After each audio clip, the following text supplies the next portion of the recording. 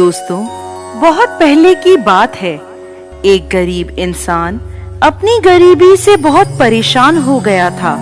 अपनी गरीबी के कारण उसका अपने परिवार का पालन पोषण करना बहुत कठिन हो गया था।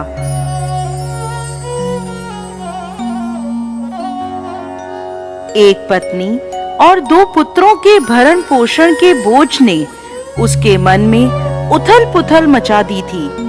इसी उथल पुथल के चलते उसने घर छोड़कर भाग जाने का निर्णय ले लिया और एक रात वह चुपचाप अपना घर परिवार छोड़कर चला गया।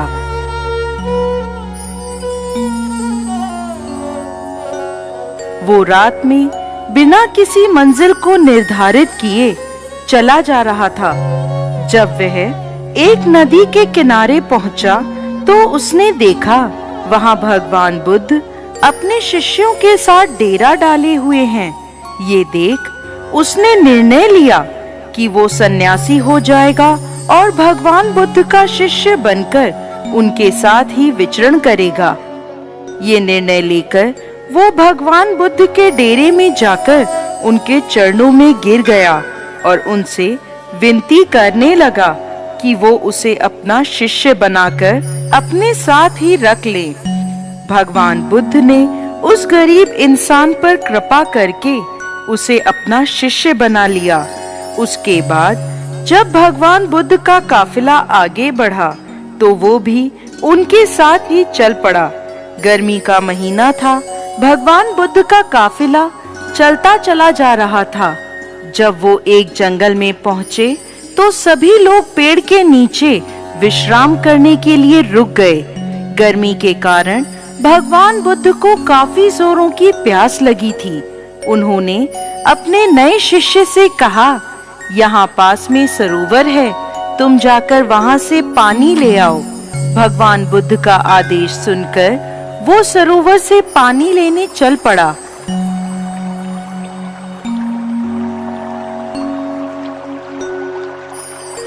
जब वह सरोवर के पास पहुंचा तो उसने देखा कुछ जंगली जानवर सरोवर में उधम मचा रहे हैं।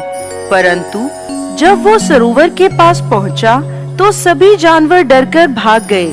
उस शिष्य ने सरोवर के पास जाकर देखा कि सरोवर का पानी जानवरों के उधम मचाने के कारण काफी गंदा हो गया था।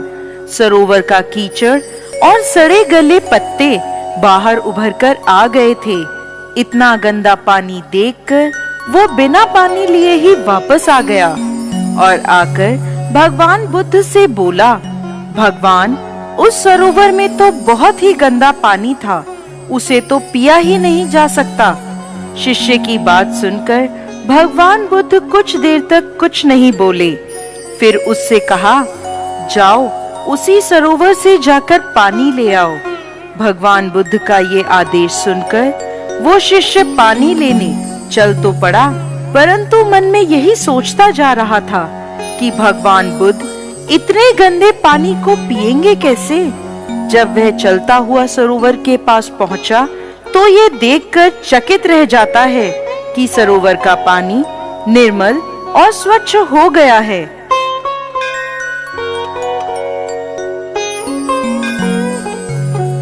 वह पानी लेकर भगवान बुद्ध के पास आता है और उनसे ये प्रश्न करता है कि थोड़ी ही देर में सरोवर का पानी इतना साफ कैसे हो गया।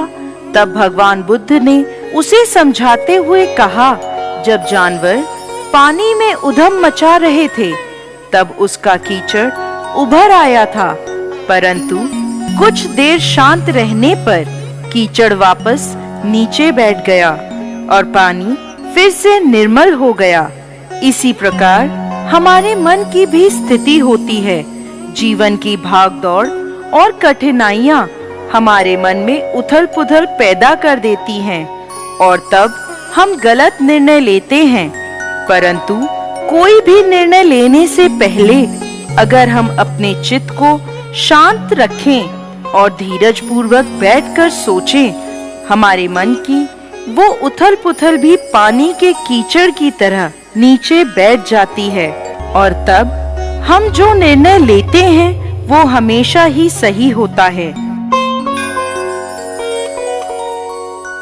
इसलिए बुरे समय में इंसान को कभी भी धीरज नहीं खोना चाहिए।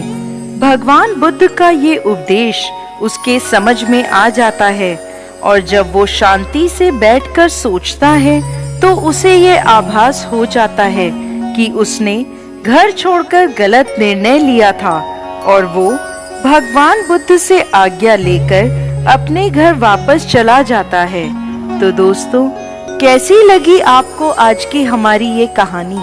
हमें कमेंट बॉक्स में लिखकर जरूर भेजिएगा और साथ ही साथ हमारे इस चैनल को सब्सक्राइब जरूर करें।